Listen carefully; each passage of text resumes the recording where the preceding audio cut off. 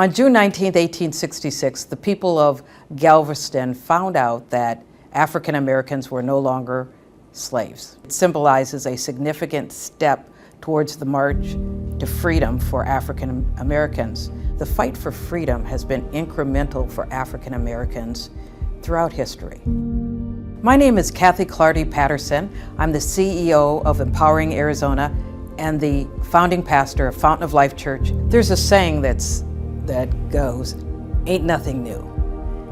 And once again, we are back to what happened after the Hayes-Tilden Compromise of 1877, which was an attempt to suppress votes. State after state began to adopt measures to suppress the vote, just like after the perpetration of the big lie in January 6th.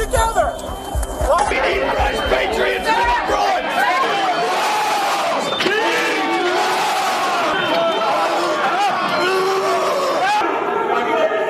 They've got the gallows set outside this Capitol building. It's time to start fucking using them. On January 6, 2021, not only did they attack hundreds of police officers like myself, the mob attacked our system of governance. He attacked our democracy. He attacked our elected officials. He attacked our standing around the war. But most of it, they attack the people's will, their votes. My name is Aquilino Gonell. I'm a former United States Capitol Police Sergeant and Army veteran.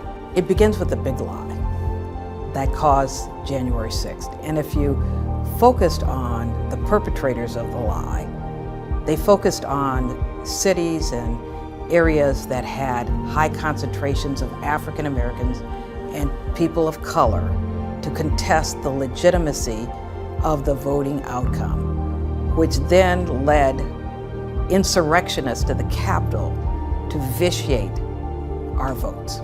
Historically, there's been a wide array of measures to try to prevent people from voting or have their votes not count. And this hasn't stopped to today.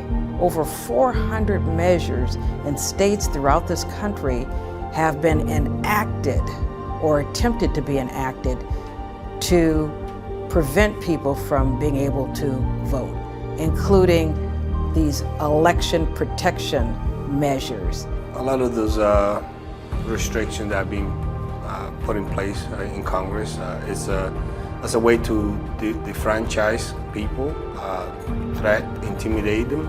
These elected officials normally target marginalized communities, of people of color, African American, Latinos, Asians, Muslims. Right now, we're fighting the same battles that my parents and significant mentors were fighting in the 60s and in the 50s and in the 40s. My dream is that America at last achieves its goal of being a true democracy where everyone counts, where there's no differentiation by race, gender, class, sexual orientation, or zip code.